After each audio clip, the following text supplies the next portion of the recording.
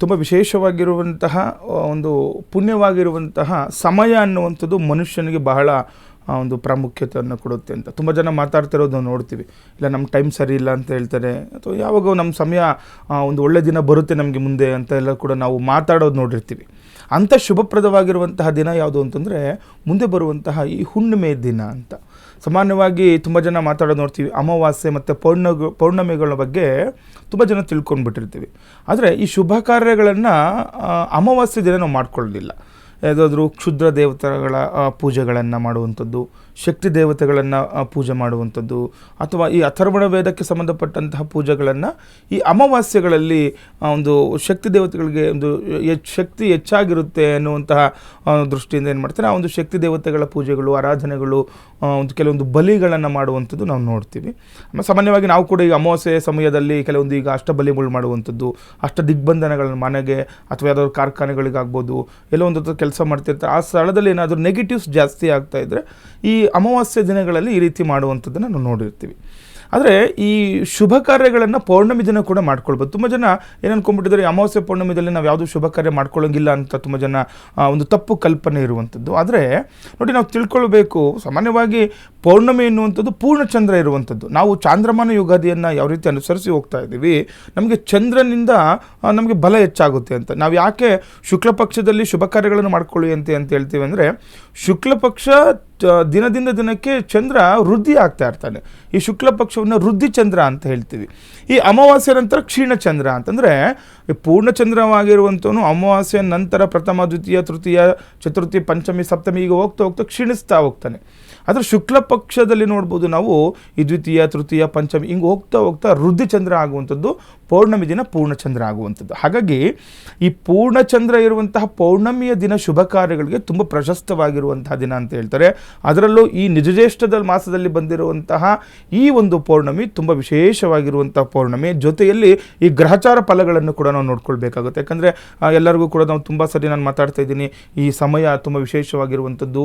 ಯಾಕಂದರೆ ಗುರು ಪರಮೋಚ್ಚ ಸ್ಥಾನದಲ್ಲಿ ಇರುವಂಥದ್ದು ನಾವು ನೋಡ್ತಾ ಇರ್ತೀವಿ. ಹಾಗಾಗಿ ಗುರು ಯಾವಾಗ ಪರಮೋಚ್ಚ ಸ್ಥಾನದಲ್ಲಿ ನಮಗೆ ಗ್ರಹಚಾರ ಫಲದಲ್ಲಿ ಇರೋದರಿಂದ ಕೆಲವೊಂದು ಗ್ರಹಗಳ ಸಂಚಾರದಿಂದನೂ ಕೂಡ ಕೆಲವೊಂದು ಯೋಗಗಳು ಅಭಿವೃದ್ಧಿ ಆಗುವಂಥದ್ದು ನೋಡ್ತೀವಿ. ನಾವು ತುಂಬ ಯೋಗಗಳು ನೋಡ್ತೀವಿ. ಅದರಲ್ಲೂ ಕೂಡ ಈ ಒಂದು 27 ಯೋಗಗಳಲ್ಲಿ ಈ 2 ತುಂಬ ವಿಶೇಷವಾಗಿರುವಂಥ ಯೋಗಗಳು ಬ್ರಹ್ಮಯೋಗ ಮತ್ತು ಒಂದು ಹೇಳ್ತೀವಿ ಶುಕ್ರಯೋಗ ಅಂತ ಹೇಳ್ತೀವಿ.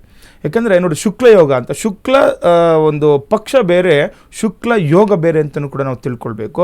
ಶುಕ್ಲಯೋಗದಲ್ಲಿ ಮತ್ತು ಬ್ರಹ್ಮಯೋಗದಲ್ಲಿ ಎರಡೂ ಕೂಡ ಈ ಪೌರ್ಣಮಿ ದಿನ ಬರೋದ್ರಿಂದ ಕೆಲವೊಂದು ಶುಭ ಕಾರ್ಯಗಳನ್ನು ಮಾಡ್ಕೊಳ್ಳಲಿಕ್ಕೆ ತುಂಬ ಪ್ರಶಸ್ತವಾಗಿರುವಂಥದ್ದು ಅಂತಲೂ ಕೂಡ ಹೇಳ್ತೀವಿ. ನೋಡಿ, ಮದುವೆ ಕೂಡ ನಾವು ಈ ದಿನ ಮಾಡ್ಬೋದು. ಕೆಲವರು ಆ ಪೌರ್ಣಮಿ ದಿನ ಯಾರು ಮದುವೆ ಮಾಡ್ತಾರೆ ಅಂತ ಕೇಳ್ತಾ ಇದ್ದಾರೆ ತುಂಬ ಜನ. ಆದರೆ ನೋಡಿ, 100% ಮದುವೆ ಆಗ್ಬೋದು, ಅಥವಾ ಗೃಹ ನಿರ್ಮಾಣದಂಥ ಕಾರ್ಯಗಳು, ಅಥವಾ ಗೃಹ ಪ್ರವೇಶಗಳು ಮಾಡುವಂಥದ್ದು, ಅಥವಾ ಭೂಮಿ ಪೂಜೆ ಮಾಡ್ಕೊಳ್ಲಿಕ್ಕಾಗ್ಬೋದು, ಹೊಸ ವಾಹನ ಖರೀದಿ ಮಾಡ್ಕೊಳ್ಲಿಕ್ಕೆ ಆಗ್ಬೋದು, ಅಥವಾ ನಿಶ್ಚಿತಾರ್ಥಗಳನ್ನು ಮಾಡ್ಕೊಳ್ಳುವಂಥದ್ದು, ಯಾವುದೇ ಆಗಲಿ ಶುಭ ಕಾರ್ಯಗಳನ್ನು, ಷೋಡಶ ಕರ್ಮಗಳಲ್ಲಿ ಬರುವಂತಹ ಶುಭ ಕಾರ್ಯಗಳನ್ನು ಈ ದಿನ ಮಾಡಿಕೊಂಡಲ್ಲಿ ನಿಮಗೇನಾಗುತ್ತೆ ಆ ಒಂದು ದಿನ. ಯಾಕೆಂದರೆ ಒಳ್ಳೆಯ ದಿನ ಹೇಳ್ತಿದ್ದೀವಲ್ಲ, ಅದರಲ್ಲಿ ಕೂಡ ನೀವು ಈಗ ನೋಡಿ, ಕೆಲವೊಂದು ಅಭಿಜಿನ್ ಲಗ್ನದಲ್ಲಿ ಮಾಡ್ಕೊಳ್ಳಿ ಅಂತಾರೆ. ಆದರೆ ಏನಾಗುತ್ತೆ, ಸೋಮವಾರ ಮಧ್ಯಾಹ್ನ ನಮಗೆ ಅಭಿಜಿನ್ ಲಗ್ನದಲ್ಲಿ ಯಮಗಂಡ ಕಾಲ ಇರುತ್ತೆ.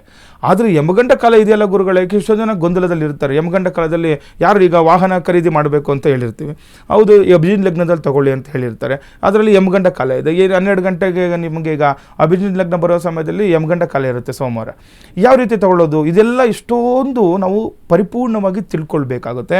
ನೋಡಿ, ನಾವು 3 ಮುಹೂರ್ತಗಳು ಅಂತ ಹೇಳ್ತೀವಿ. ಯಾವಾಗ ಅಕ್ಷಯ ತೃತೀಯ ದಿನ ಆಗ್ಬೋದು, ವಿಜಯದಶಮಿಗಳಾಗ್ಬೋದು, ಈ ರೀತಿ ಶುಭ ದಿನಗಳನ್ನು ನಾವು ಏನು ಹೇಳ್ತಾರೆ, ಆ ದಿನ ನಾವು ಯಾವುದೇ ಈ ರಾಹುಕಾಲ, ಯಮಗಂಡ ಕಾಲ, ಗುಳಿಕ ಕಾಲಗಳನ್ನು ಅಥವಾ ಅಶುಭ ಸಮಯ ಅನ್ನುವಂಥ ನೋಡುವಂಥ ಅವಶ್ಯಕತೆ ಇಲ್ಲ ನಮಗೆ. ಯಾಕಂದರೆ ಆ ದಿನವೇ ಬಹಳ ಉತ್ತಮವಾಗಿರುವಂಥ ದಿನ ಆಗಿರುತ್ತೆ.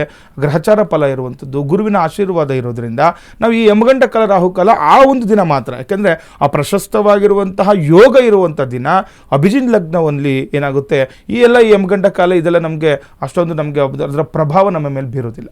ಹಾಗಾಗಿ ಯಾರೆಲ್ಲ ಇದ್ದೀರಾ, ಮತ್ತು ಪ್ರಾತಃ ಕಾಲದಲ್ಲಿ ಬರುವಂತಹ ಸೂರ್ಯೋದಯಕ್ಕಿರುವಂತಹ ಲಗ್ನ ಅದು ಕೂಡ ತುಂಬ ವಿಶೇಷವಾಗಿರುವಂಥದ್ದು. ಅದರಲ್ಲಿ ಕನ್ಯಾ ಲಗ್ನದಲ್ಲಿ ಇದು ಸೂರ್ಯೋದಯ ಆಗ್ತಿರೋದ್ರಿಂದ ಇರೋದ್ರಿಂದ ಒಳ್ಳೇದಿರುತ್ತೆ. ಯಾಕಂದರೆ ಬುಧ ಅಧಿಪತಿ ಆಗಿರೋದ್ರಿಂದ ಬುಧನು ಕೂಡ ಒಳ್ಳೆಯ ಸ್ಥಾನದಲ್ಲಿ ಇರೋದ್ರಿಂದ, ಯಾಕಂದರೆ ಗುರುವಿನ ಒಂದು ಇರೋದ್ರಿಂದ ಸಂಯೋಗ ಇರೋದ್ರಿಂದ, ಗುರು ಶುಕ್ರಗಳ ಸಂಯೋಗ ಇರೋದ್ರಿಂದ ಆಗುತ್ತೆ ನಿಮಗೆ ತುಂಬ ವಿಶೇಷವಾದ ಫಲಗಳು. ಕರ್ಮಕಾರಕನಾಗಿರುವಂತಹ ಶನಿ ಕೂಡ ನಿಮಗೆ ಅನುಗ್ರಹದಲ್ಲಿರೋದ್ರಿಂದ ನೋಡಿ, ಯಾರೆಲ್ಲ ಇದ್ದೀರಾ ಈ ಒಂದು ಸೋಮವಾರ ನೀವು ಕೆಲವೊಂದು ಶುಭ ಕಾರ್ಯಗಳನ್ನು ಮಾಡ್ಕೊಳ್ಳಿ. ಭೂಮಿ ಪೂಜೆ ಬೆಳಗ್ಗೆ ಪ್ರಾತಃ ಕಾಲದಲ್ಲಿ ನಾವೆಲ್ಲ ಸಾಮಾನ್ಯವಾಗಿ ಬೆಳಗ್ಗೆನೇ ಭೂಮಿ ಪೂಜೆ ಮಾಡುವಂಥದ್ದು. ಹಾಗಾಗಿ ಸೂರ್ಯೋದಯಕ್ಕೆ ಹಿಂದೆ ಮುಂದೆ ನೀವು ಮಾಡ್ಕೊಳ್ಬೋದು, ಏನು ತೊಂದರೆ ಇಲ್ಲ. ಭೂಮಿ ಪೂಜೆಯಿಂದ ಏನಾಗುತ್ತೆ, ಯಾವುದೇ ಕೆಲಸ ಕಾರ್ಯಗಳು ನಿಂತೋಗೋದಿಲ್ಲ. ನಾಳೆ ನೀವು ನಿಜಜ್ಯೇಷ್ಠ ಮಾಸದಲ್ಲಿ ಮಾಡುವಂತಹ ಪೌರ್ಣಮಿ ದಿನ ಮಾಡುವಂಥ ಪೂಜೆಯಲ್ಲಿ ನೀವು ಯಾವುದೇ ಕೆಲಸ ಕಾರ್ಯಗಳನ್ನು ಪ್ರಾರಂಭ ಮಾಡಿದ್ರೆ ಅದು ಅರ್ಧಕ್ಕೆ ನಿಂತೋಗೋದಿಲ್ಲ. ಎಷ್ಟೋ ಮನೆಗಳು ನೋಡಿರ್ಬೋದು ನೀವು, ಅರ್ಧಕ್ಕೆ ನಿಂತೋಗ್ಬಿಟ್ಟಿರುತ್ತೆ. ಅಥವಾ ಯಾವುದೋ ಒಂದು ಪ್ರಾಜೆಕ್ಟ್ ಮಾಡ್ಕೊಂಡಿರ್ತೀರ, ಅರ್ಧಕ್ಕೆ ಕೈ ಬಿಟ್ಟಿರುವಂಥದ್ದು. ಇವನ್ನೆಲ್ಲ ನೀವು ಪುನರಾರಂಭ ಮಾಡಲಿಕ್ಕೆ ಇದು ಶುಭಪ್ರದವಾಗಿರುವಂತಹದನ್ನು 29ನೇ ತಾರೀಕು ಸೋಮವಾರ.